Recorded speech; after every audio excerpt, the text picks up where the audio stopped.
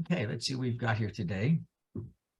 What is Daniel? Daniel's down there with, those are what, prehistoric animals? Or are they my classmates?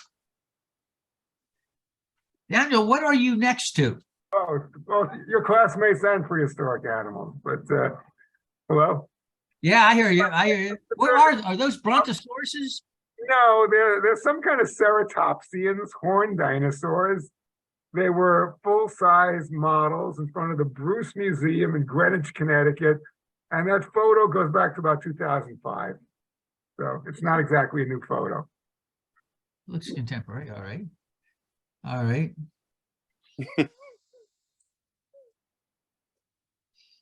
Well, let's see what we've got here. While we're waiting a few more minutes, you got Donald from Tampa, Rick and Judy, Michelle and Mark, Maureen and Pat, John and Christine. Amelia is west, about 10 miles of, oh, why do I always forget that.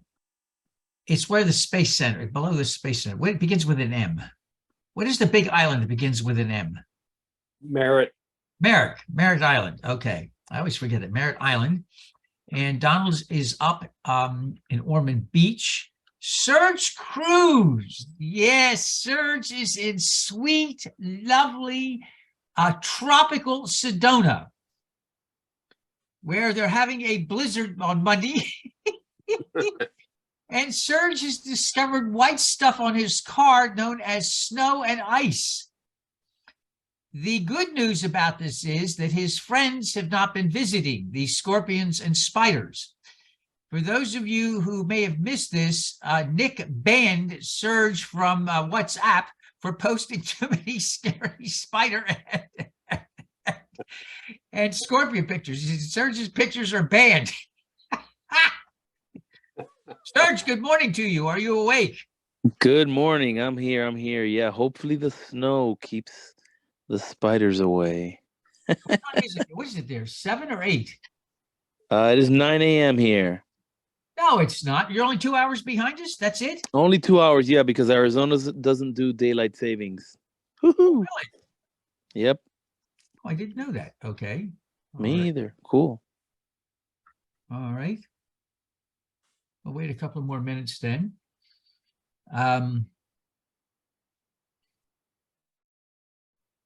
Sorry about your turncoat senator there, Serge.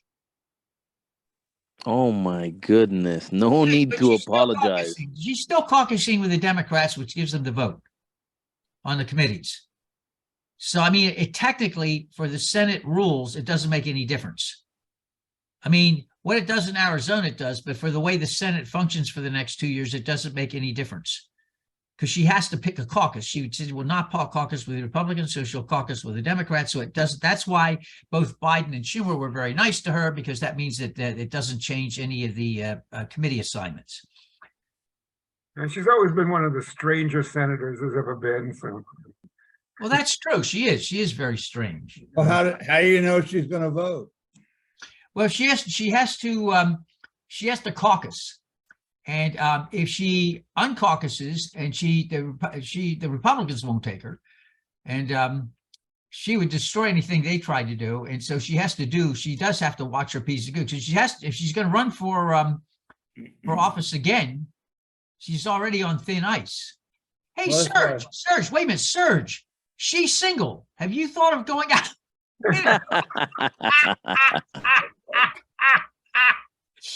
Yes. I'm not getting any love from Serge on that one. Not Cindy and Larry Geach made it in this morning. Cindy and Larry Geach made it in. So Serge, this doesn't work for you. Having a date with what's her first, Cinema? I forget how you pronounce her name. I'll take her over Carrie Lake. Okay. Oh, good choice. All right. Well, let's go ahead and then begin. It's a little after 11. We want to thank Michelle for being here this morning. And Mark, Michelle will be doing the sharing today. Donald is doing special work. He was supposed to have the month off from tech, but Gregory Bowe went to a wedding, and he had the flu shot, and he had the He had the, what do you call it, COVID and everything else. And so did a lot of other people. But it turns out some of the people who were friends of friends who attended did not. We have a shoulder.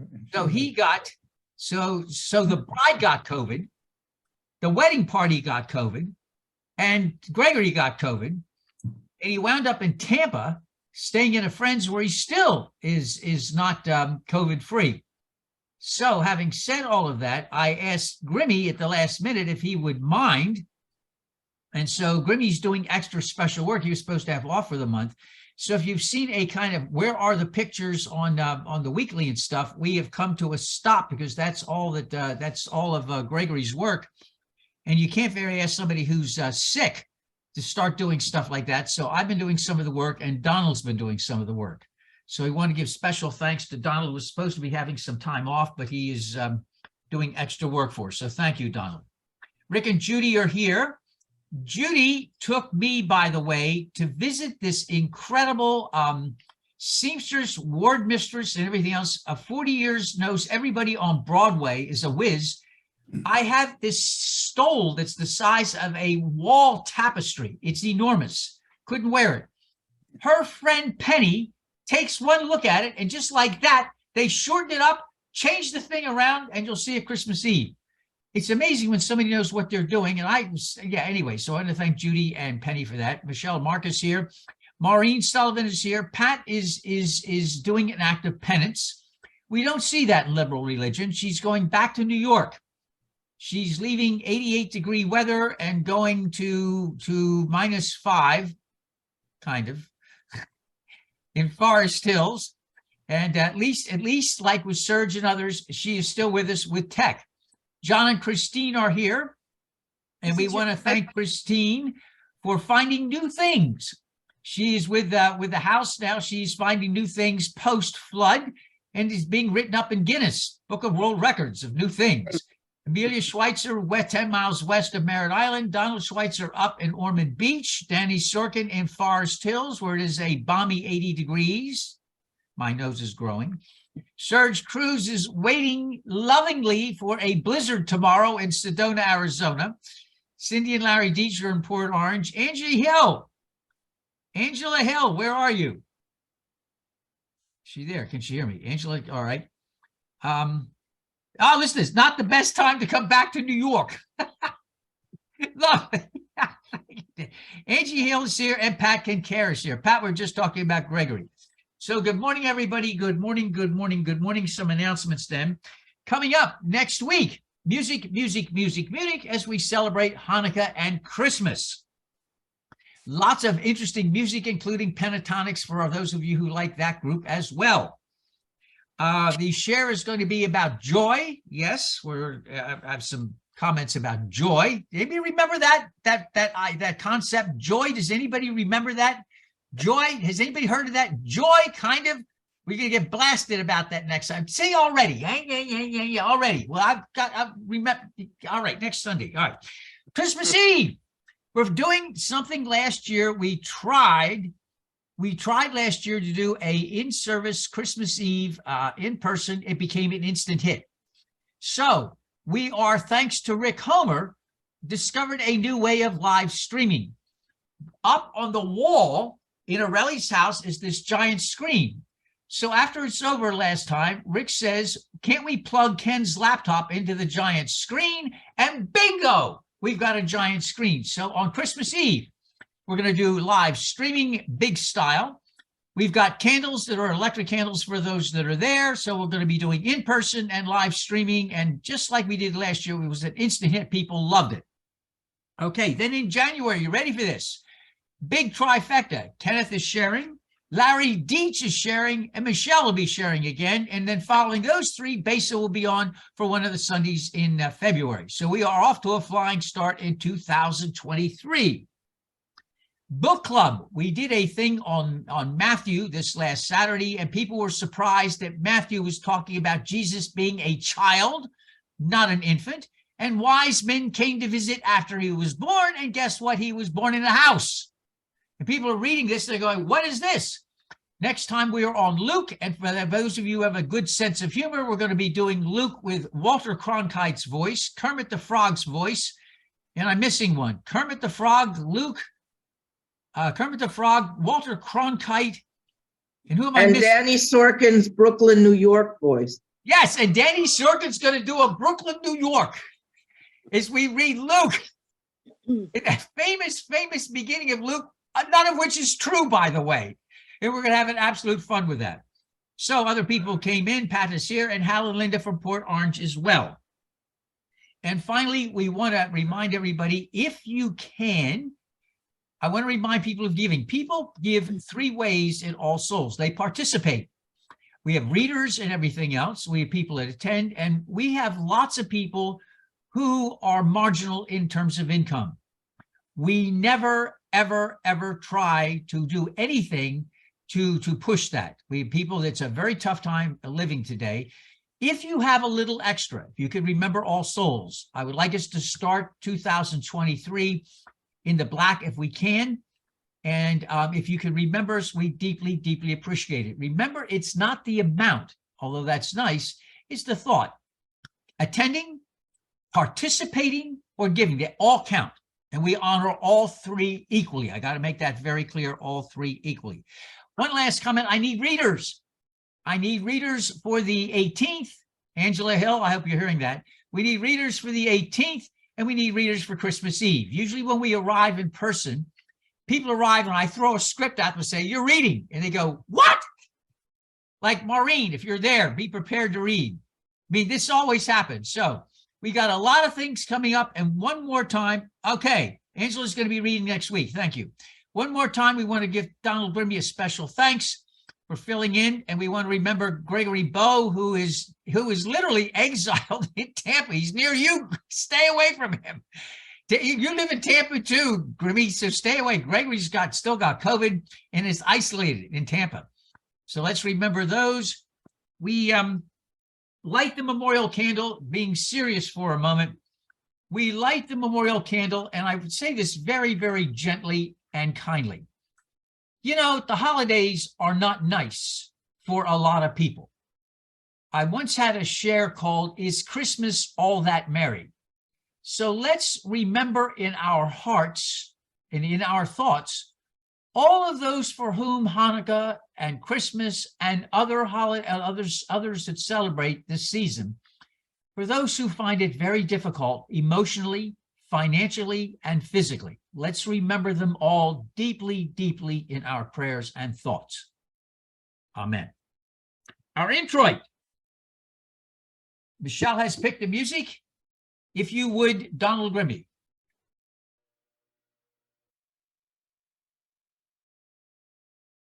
When Bach composed his music for churches, and he was at St. Thomas Church, it was a Lutheran church in Germany for the second half of his career, it's important to remember there was no heating in church.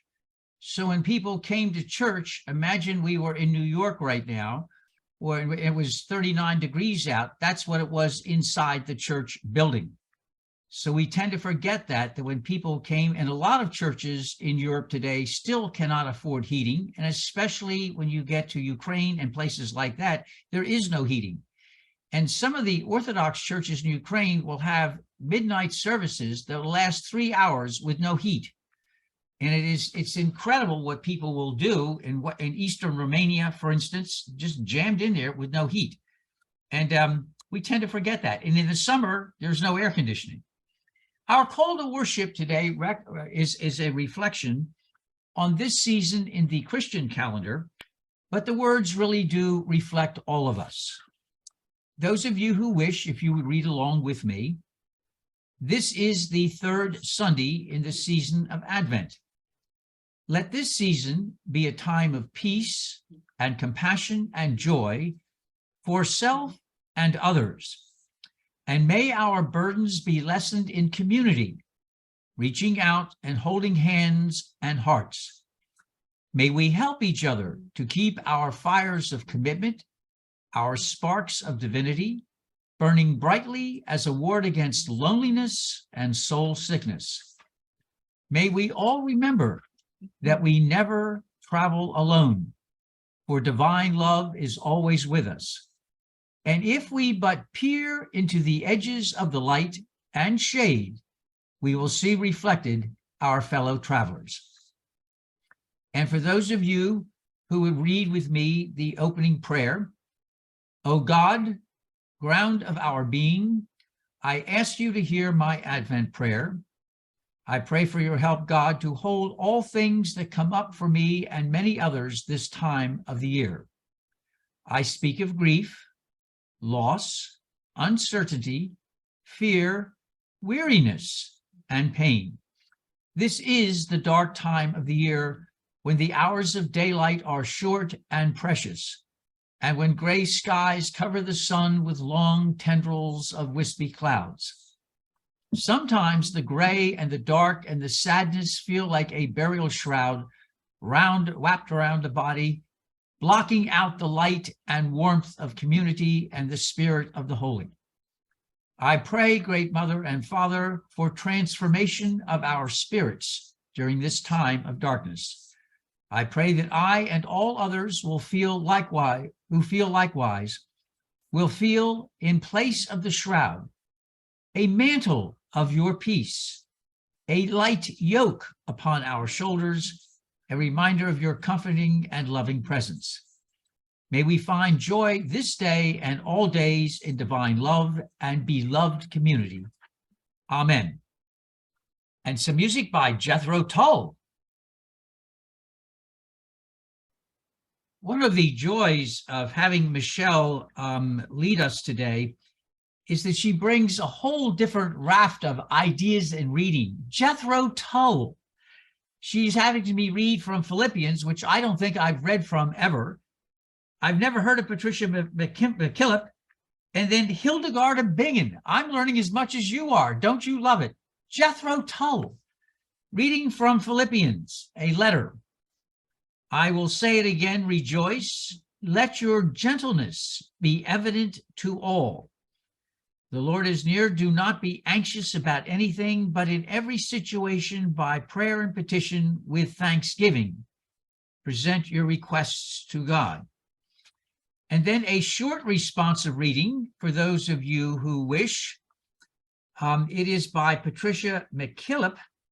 And if you would read this, it is short. If you would read the indented italics. Night is not something to endure until dawn. It is an element like wind or fire. Darkness is its own kingdom. It moves to its own laws, and many living things dwell in it. And a reading from Hildegard of Bingen. The earth is at the same time mother. She is mother of all that is natural, mother of all that is human. She is mother of all, but contained in her are the seeds of all. The earth of humankind contains all moistness, all verdancy, all germinating power. It is in so many ways fruitful. All creation comes from it. Yet it forms not only the basic raw material for humankind, but also the substance of the incarnation of God's Son. And music by the Mormon Tabernacle Choir.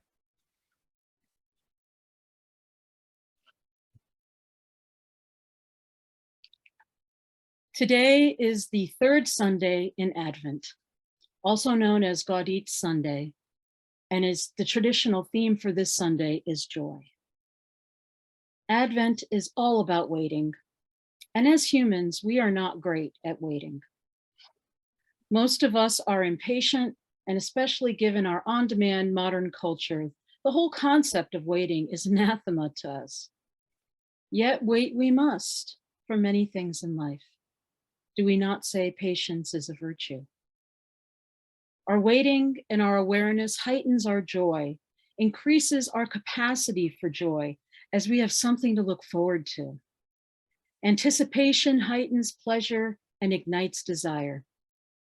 These are some of the gifts of darkness as we wait and we watch and we hope.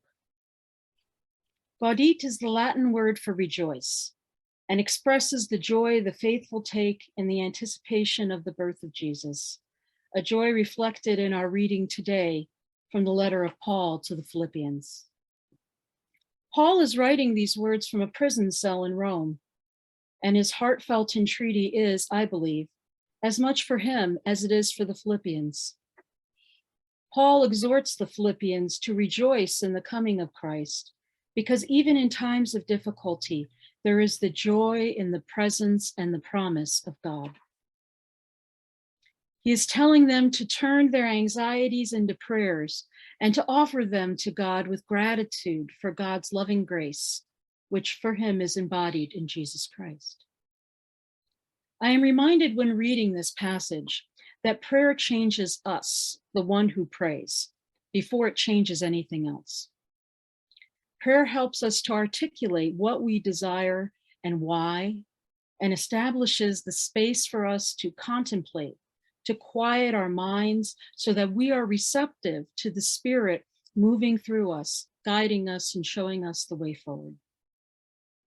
Paul is reaching out to his community from his place of isolation, a winter of his soul as he sits in prison. And in our own seasons of winter, soulful and meteorological, we too may find ourselves in isolation, longing for community and hope to help us connect with divine joy.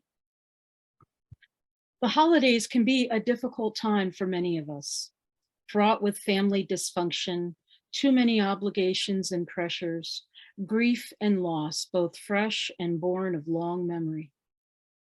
For all the festive spirit and activities happening around us, the facts remain that the nights are the longest they have been all year. And for many of us, the cold and gray of winter has settled in around us for the season. Light, warmth, hope, and joy are the most welcome of gifts to sustain our tired spirits, and these are the gifts of community. The saving grace of winter is knowing that the wheel of the year, as the wheel of the year turns, the light is returning, that the divine light is reborn and is coming back to us and to the earth. The long, deep dark of winter is tolerable because we know that with the return of the light, eventually comes the great awakening that is spring.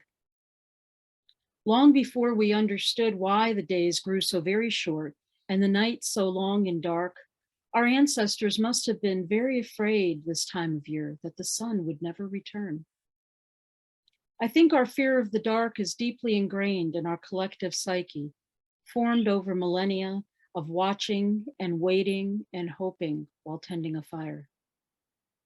The silence of snow and cold may yet be full of presence and joy in the love of community. It's part of the melodic line of the seasons, each with its own sounds, quiet to loud, and its own unique tones of light and shade. The darkness of this time of year is not a negative thing in and of itself. It's an intuitive time that bears its own gifts. As our responsive reading today states, darkness is its own kingdom. It moves to its own laws, and many living things dwell in it. We need darkness and shadows to show us where things end and begin. Think about how artists use the technique of chiaroscuro, the contrast of light and dark tonalities, to give depth and meaning to their artwork. We can do this in life too, bringing light into the darkness, reshaping our perspectives, appreciating the values of the dark and the light together in harmony. I love winter solstice and the Advent liturgical season because they illuminate a few key pieces of my own theology. That is the gifts of hope and contemplation and the act of shining light into the darkness. Hope, as I see it, is not always reflective necessarily of good things to come, however one defines good. For me, it is an expectation of change, a test of faith, and a mandate, all wrapped up in one act, one feeling. Do we have faith that whatever comes in the new year, we will have what it takes to handle it, including reaching out to others to help us? The mandate is that we will put forth the effort needed on our end to achieve the hoped for outcomes or changes. Will we be willing to trust in our higher power and in our beloved communities of friends, family, and congregants to hold us in grace? And will we be willing to accept help if we need it? Hope includes knowing that while I might not get what I want, I will always eventually get what I need, even if I don't know yet that I need whatever it is. Our hearts are fueled by hope, hope for the light, hope for the new year, perhaps that it may be better than the last, hope that we will still be here to see the next winter solstice. Hope comes to us in all sorts of forms. Some of them miraculous, like the birth of a divine child, or the amazing cosmic dance of the earth and the sun. Some of them are more plebeian, like unexpected wisdom inscribed on the paper fortune in your Chinese takeout cookie, or a resonant turn of phrase scrawled in graffiti on a passing boxcar, a traveling story of street wisdom. We have considered the gifts of the darkness. Let us now turn to the gifts of the light. Without the sun for our ancestors, life on earth withered and fear and despair set in among the people. We have many phrases that reflect these feelings and our desire for light. The light at the end of the tunnel, lighting a candle rather than cursing the darkness, kicking at the darkness until it bleeds daylight. We each carry a spark of primordial light within us, and the way we see it depends on our worldview. For the rationalist, perhaps it is Carl Sagan's words, reminding us that we are all made of star stuff. For the spiritual person, perhaps it is the spirit of life, the Ruah, the breath of God. From the New Testament of John, the writer says, "The light shines in the darkness, and the darkness did not overcome it." I have found the metaphorical value of light to be an important aspect of my own ministry. And I often find myself referring to these various ways of talking about light as inspirational when I pray with people of varied faiths and theistic views during pastoral care visits. Just like we carry in our hearts the songs of our ancestors, we carry within us the light of life and hope.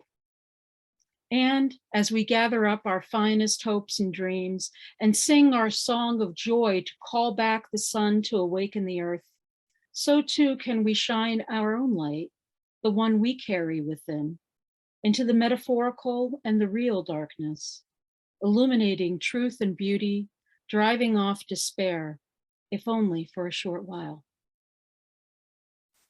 There are so many ways to be a bearer of sacred light in your relationships with others. It needn't be a grand gesture or a formal task. Shining your light into the darkness may look like meeting a stranger's eyes on a crowded train and sharing a warm smile. It may be affirming someone in love, standing on the side of love for social justice. It may be holding the hand of a hospice patient and helping her to stroke the silky head of a therapy dog, or comforting a newborn baby. This is how we magnify and reflect the light of the season, to encourage it to shine ever brighter, even as the dark of winter carries on for months. As Unitarian Universalists, a people of faith, a people of love and compassion, and as participants in the ever unfolding cosmic drama of the universe, we are called to be the light that shines in the darkness. The writer Edith Wharton tells us that there are two ways of spreading light: to be the candle or the mirror that reflects it. We are gifted with the capacity to be both the candle and the mirror as we carry the light and the capacity for reflection. So, when you go forth today and the coming days, into the holiday parties and celebrations, into the hospitals and jails and shelters, into the mundane, everyday places like grocery stores and gas stations. Look for the light in others and listen for their song. Honor, affirm, shine your light into the darkness. Reflect people's light back to them, amplifying it, and join your song to theirs. We are all dependent on each other, connected across time and space by our common needs for light, love, and warmth.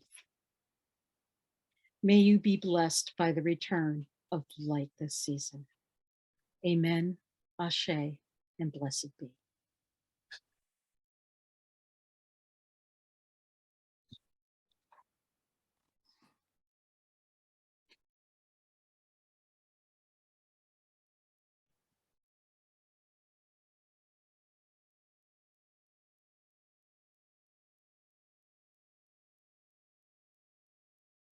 During this time of Hanukkah, which comes up beginning on the 18th, and during this season of Christmas, you will see, whether you're Jewish or Christian or any other label, all kinds of responses to how people deal with the holiday religiously and unreligiously. All Souls has chosen to go the simple route. We have decided in the very beginning that there was a time for those who need to gather, that were not interested in dogma, not interested in being yelled at what you must believe. We chose a very, very simple route, a very, very simple route. And we chose to go with those early followers who heard the Jesus story and brought it to themselves in very simple and plain ways. So when we have a meal, there is no incense, there is no chanting in a language you don't understand, there is no admonition, you are not welcome unless. We offer simple bread, as simple as that can be. In our case, it's unleavened because it's simple. Notice a very simple plate that's made very simply of simple mud put together. And notice no silver, no gold, no sacred stones, expensive, just a plate of simple, again, mud reformed. And so we offer at this meal our understanding of a human birth of a very poor family, a very poor husband, a very poor wife, woodworking in a very poor village. And from this, light shines. And if this light shines can come from a poor village, in poor circumstances, it can come for all of us. So for this meal, let it be a symbol then that all are welcome here always. You are welcome in the poverty, whatever you face, and blessed. Bread and cup for all. Amen. It is amazing what children can teach us. How the wisdom of listening to Winnie the Pooh ever came about, I will have no idea. But bless children's writing for children, bless the wisdom of children, and bless the wisdom of Pooh Bear as we share these words. Read after me if you would. Promise me you'll remember. You are braver than you believe, stronger than you seem, and smarter than you think. And then we read more. God didn't promise days without pain, laughter without sorrows, sun without rain. But the divine did promise strength for the day, comfort for the tears, and light for the way.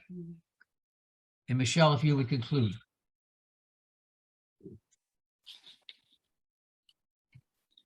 Today's concluding prayer comes from Maxine Schonk, a Dominican sister of peace. May the Advent God be with you, inviting you to an eager expectation of new life within you. May you know hope May you know peace as you await the birth of what is yet to be in you. May the life you embrace be a sharing in the God of life and incarnation among us. May the Advent God bless you. A note on today's parting music for historical and cultural context. The Carol of the Bells is a Ukrainian piece of music based on a Ukrainian folk song. It was not actually written for Christmas, but for New Year's, and the composer was murdered by the Cheka, the precursor to the KGB. Please pray for peace in Ukraine while we listen to this remarkable version of this song.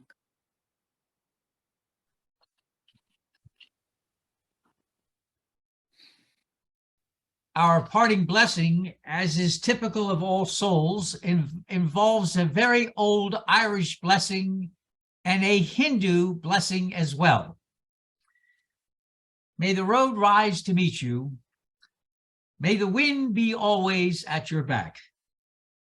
May the sun shine warm upon your face, and may the rains fall softly upon your fields. And when we meet again, may the divine in me greet and embrace the divine in you. Amen. And before we go, thank you, Donald Grimmy, for filling in on your month off. Michelle and Mark, always, they are enjoying light and dark very strongly out there. It is what, minus 100 in Chicagoland? All right, it's minus 10. I'm sorry, I get carried away. We're going to be seeing Pat going back to New York, where we'll see her next time. Maureen is here today. We've got Christine and John. Christine, we were bragging about how you're finding new things all the time after the flood. Rick and Judy Homer here, Gail and Tom from Port Orange, Amelia Schweitzer from west of Merritt Island, Danny Sorkin up in New York, Angela Hill here, Pat and Care here, Serge Cruz is in Sedona, where is a blizzard tomorrow. Hal and Linda from Port Orange and Cindy and Larry Deach from Port Orange. Welcome, welcome, and blessings to you all. We see you next week on the 18th with lots and lots of music, and you're going to hear a sermon of joy. You will like joy. You will have joy. You will like joy. Do we get this clear? You will like the joy. Thank you. Look at his wife. That is so nice here. She doesn't find Finally, it. we have Christmas Eve as well. We have Christmas Eve coming up too. Bless you all, and peace be with you. Amen. Everybody have a great Bye, week. everybody. Amen. Thank Bye-bye. you. Amen. Have a great week, everyone. Happy Hanukkah. Good sermon. Thank you. Bye-bye. Thank you so much. Yeah, excellent. Thank you, Michelle. Excellent. Thank you.